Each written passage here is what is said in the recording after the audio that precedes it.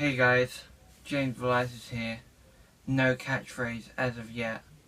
I could steal Matt Does Fitness one because I am wearing a Machine Fitness top. Talk about that later. But basically, I wanted to do a quick vlog about basically the diet. So, how the diet's going. Things that people don't talk about when they're dieting. I follow a lot of powerlifters on YouTube and a lot of people who do strength training but also bodybuilding stuff, and a lot of them end up eventually dieting, but none of them seem to address the topic of basically the sort of dismay you can feel on a diet and the various stages you go through, the things that you really sort of don't expect, or you don't know if it's just you. And to be honest, the only reason I know it's not just me is because I talked to my coach about it, and he reassures me. He's awesome. He's so awesome with it all. One of the first of the things I'd like to address is basically the days where you wake up and you feel as though you're just as fat as you were before you even started dieting. And that could be because of how you feel. You look in the mirror, you're looking soft, you're seeing like that lower ab fat or the chest fat, and you're just thinking, Jesus Christ, like, I feel worse. Or it could be because you weigh in a kilo heavier than the day before. It could be, you know, any number of reasons why you feel that way. But the reality is you're not bigger than you were when you started the diet. I measure my waist, it's definitely smaller. Like, it's, even if it's not as small as it was a few days ago, I know that it's a fluctuation, and they happen on a diet. You wake up, you have good days where you feel like, man, I feel really lean. Like, if I feel as though if the diet were to have to end now, I'd be alright. And then you have days where you wake up and you just think, oh, I'm alright, I'm just going to continue dieting. I'm having one of those days now where it's just a normal day where I think, not bad, definitely not where I want to be. I guess a few more weeks of suffering, and I'll be there hopefully. And then you have those days where you just wake up and you feel like crap, and it's so, and the thing is, it's so easy. I'm the sort of person that mental factors don't seem, I never consider them when approaching a diet, in regard to maybe I'll feel like crap and I'll feel unmotivated and stuff like that. But when you're in the midst of it, you do, everybody must do, because I'm the least sort of person who I would have thought would feel this way.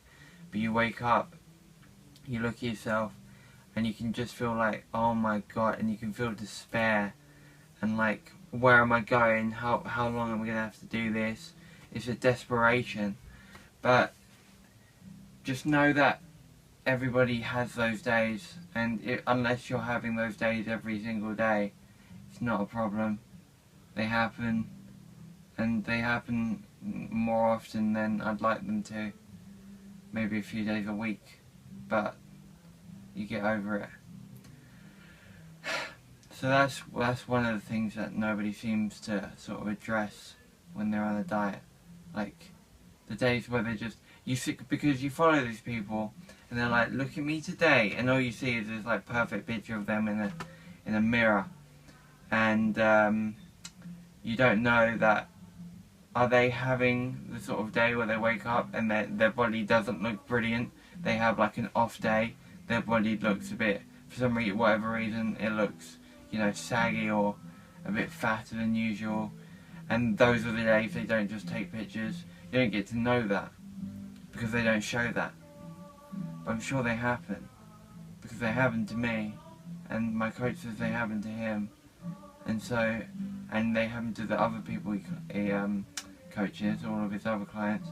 So it's unlikely they don't happen to these people.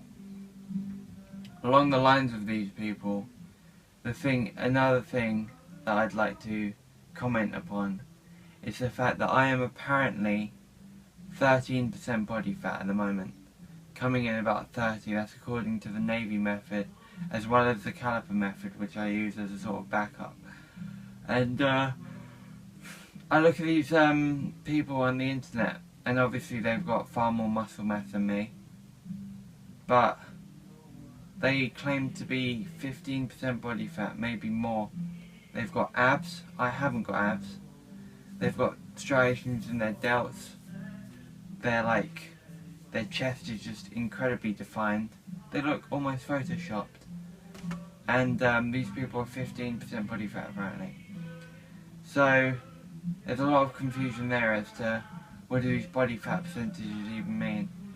And I think they're far more reliant on how much muscle mass you have than you'd think. It's supposed to be a percentage, a proportion of your body. And so you'd think a 15% guy with loads of muscle and a 15% guy with not a lot of muscle weighing a lot less. The proportions of it, because the guy weighs a lot less, if he's the same body fat, he's gonna look roughly the same, you know, roughly the same sort of skin tightness to the muscle and stuff like that. But I don't think that's the case at all. I think these people with just far more muscle mass can just pull off being way more body fat. And that seems obvious, but the whole point of a percentage is to rule out the fact of, you know, 200 versus 150. It's to rule out the variations between that. You're not saying one's got 30 pounds of fat and the other's got 30 pounds of fat. You're saying one's got, say if it was 20%, 30 pounds of fat, and one's got 40, and 10 pounds of fat should make the same sort of difference from 150 pounds to a 200 pound male. But no, that's not the case. Let's move on to my Machine Does Fitness thing that I'm wearing now. This is the compression top. I am not, you know, I am not Matt from Matt Does Fitness. I don't look incredible in it, but just seeing him, I would support that guy in anything he does, really, because he gets sponsored by Machine Fitness. He says they're good. I trust him. He seems like such a decent guy, and the clothes look amazing on him. It's because he's got an amazing body.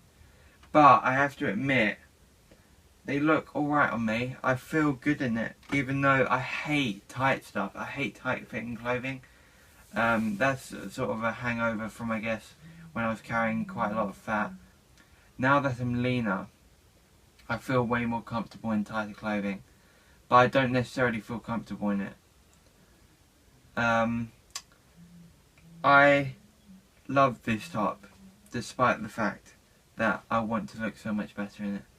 It feels sort of comfortable and comforting.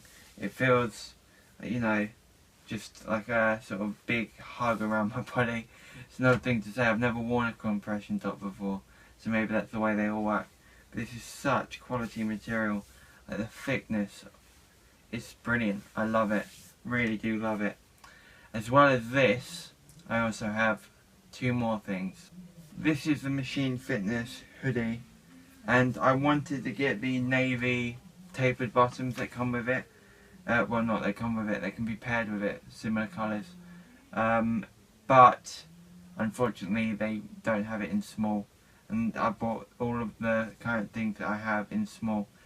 And this is just awesome. I'm going to talk, I'll probably do like an actual proper review of them. But basically, this is the stuff I've got. I've got a t-shirt as well, which you will see in the Wednesday workout, in the workouts video. And yeah, I love it all. So I'm not sponsored by Machine Fitness, obviously. I have like 5 people watch the videos. But if you're looking for, you know, some nice gym clothing, or just some nice clothing in general, because I wore this to work the other day, yesterday, this hoodie, and I loved it. I can't recommend them enough. That's basically what I wanted to say, guys. If you think that, hey, this kid is trying to get somewhere and I'm willing to support him, maybe like the video and share it with somebody. Even if I only ever get like 100 people watching the videos, 100 consistent people caring about my progress, that would be awesome. So, thank you guys. Bunches and bunches, punches is thrown into your frontless. Oodles and